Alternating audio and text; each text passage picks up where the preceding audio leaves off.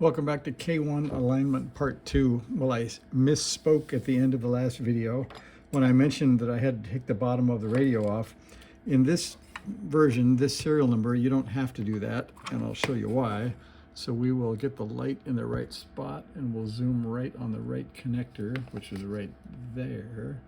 And if I tip it just right, you can see way up in this top corner it says RF detector.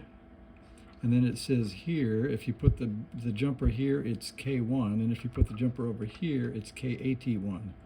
So I don't know if I can do that with the camera and the light, but let's try. We'll pluck off this and we'll put it over here. And that's all there is to it. So we've made the selection so the K1 can sense its own RF now. And then we're going to go back, zoom back, connect up the antenna, and this time when we hit tune, instead of going to whatever its max was at about, I don't know, what was that, 7 or 8 watts, it should go to, oops, the power's over here, look what you're doing, it should go to 2 watts instead of trying its hardest because it couldn't detect where it was. So let's see, remind ourselves that we're on, we'll be on the 40 meter band at about 7040, and we will hit tune, and it says P 2.5, then it says 5. Oh, my mistake. Hopefully nothing bad happened. We were on the wrong antenna selector, and we got to get back to the dummy load. So hopefully transmitting into an open didn't hurt anything. So we're doing this again. Okay, now with it saying 2.6, it says about 2.6. Let me get the light out of there. You can look over in this corner. There's the RF, that's 543, so it's just short of 3, and this says 2.8. So we're going to turn it down to 2.0 or 1.8. Yeah, I can either have 2.1 or 1.8, so we'll pick 1.8. And then we'll stop with any other button push. Then we'll grab our trusty alignment tool, like I mentioned, with the small plastic end. There you go, you can see that. And the large plastic end. And when you look at various K1s and K2s, the small plastic end fits this 2-band band module, the KFL 1-2.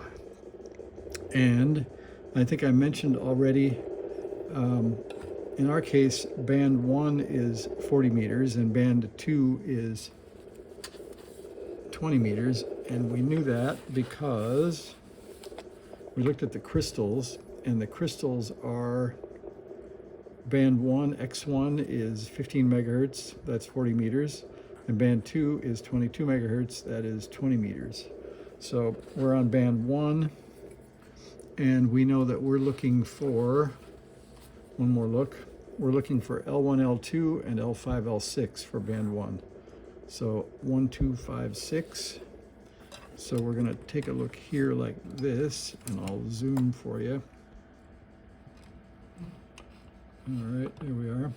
So you can see, if we look at the inductor numbers, you can see L1, and you can see L2 on this one, and you can see L5 on this one, and L6 on that one. So 40 meters is across the back.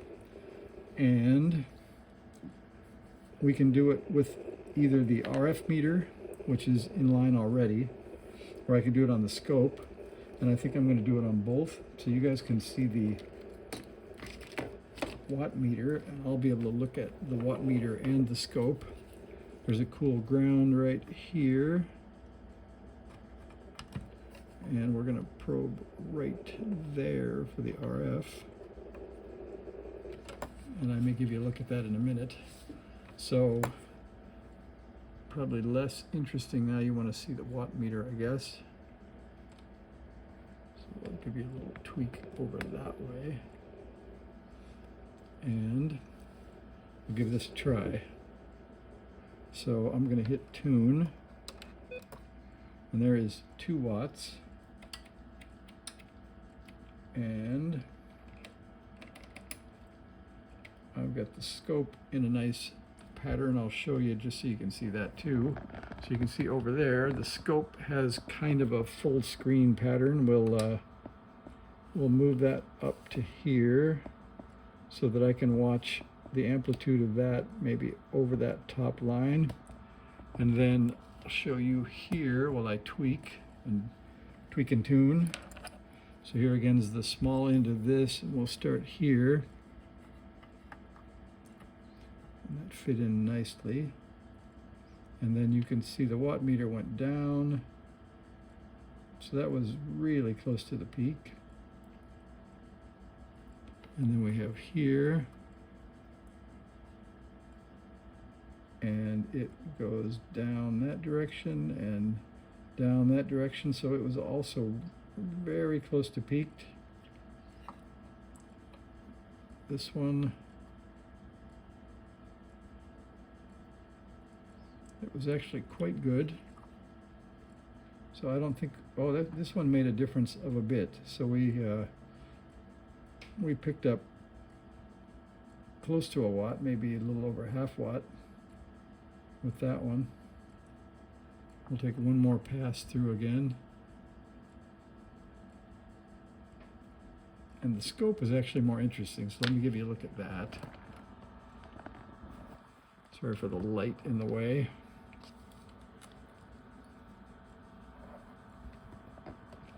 Okay, now I'm going to tweak, whoops, there you go. I'm going to tweak each of the inductors across, and you can see the action. So this is L1, starting now. So that's peak of that one. Here's L2.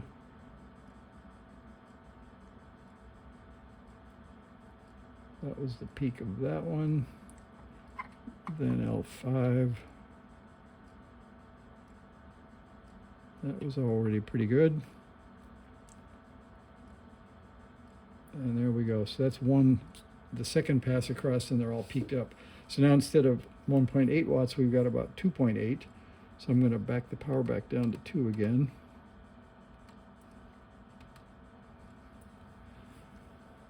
And then we'll stop, give that output transistor a rest, and we'll go over to 20 meters. And I'm generally, I guess, around 14,060 is kind of the stomping ground, but I guess we'll do the same. We'll tune it around 40 also. So I'll set the band or the frequency up to 14,040. And I'm going to start on the next row. So we're going to go through this row next. And those are L3, L4, L7, L8. And I'll back you up if you want to see the watt meter there. We'll hit tune. And we're at about 1.9 or 2 on the front of the radio, and about a little over 2 on the meter, so we'll turn that down a bit. So that's about 2. And there's the view on the scope again. In case you're wondering, I've got the camera on a holder called Lanacol, and it's I don't know, it feels like copper tubing or something that holds the single arm of that holds the camera, and it's a little bit springy, so that's why I have trouble giving you views of what we want to give you. So here I've got the tool in L3, and it starts down that way and down that way, so that was pretty well peaked. And then we'll go to L4. That went up slightly. And then here's L7. Again, just ever so slightly went up, but not too much. And here's L8. So this radio is actually in pretty fair alignment. It didn't really need it. So we gained slightly on 40 meters and really nothing on 20. And I guess that's why 20 seemed like it worked nearly perfectly. Yep, that's all I can get. So we're going to call that good. Those are the two bands. And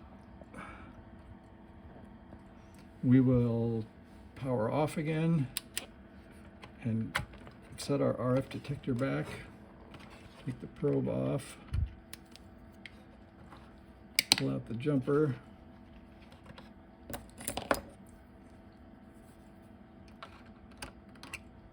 There we go. And that's the shape of that in case you're making one.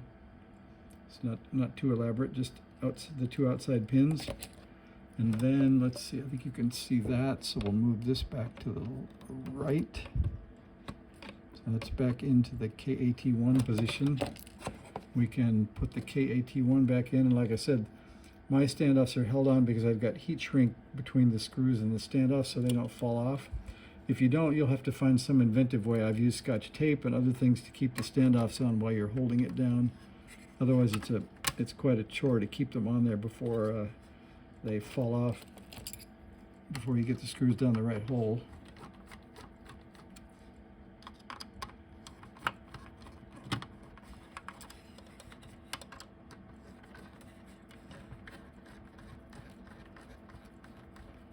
I think we've made it. That one tightened up. And this one tightened up.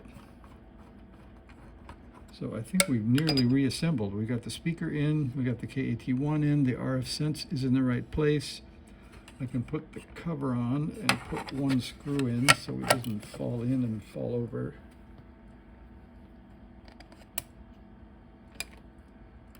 And then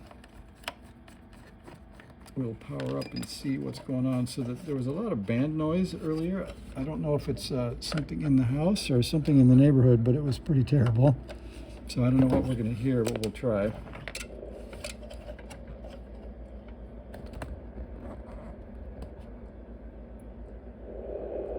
And we'll get out of the dummy load position.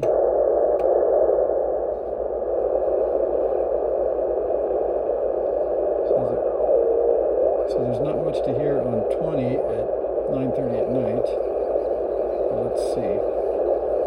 There was some stuff way down low. Still there.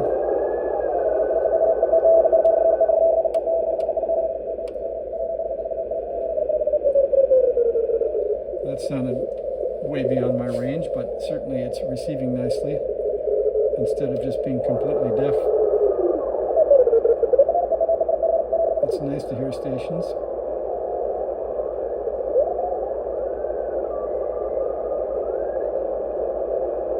Then we'll try out 40. Switching antennas. That sounds pretty alive and hot. That's nice.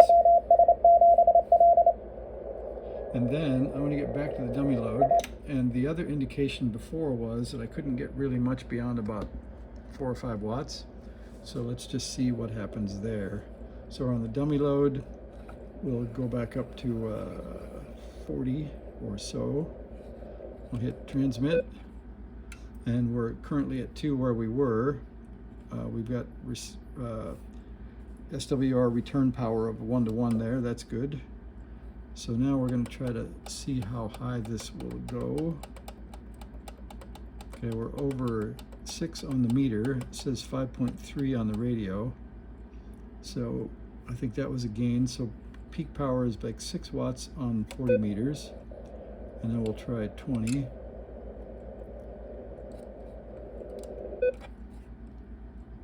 And 1 to 1. And let's do that again. I think it was about 6 watts.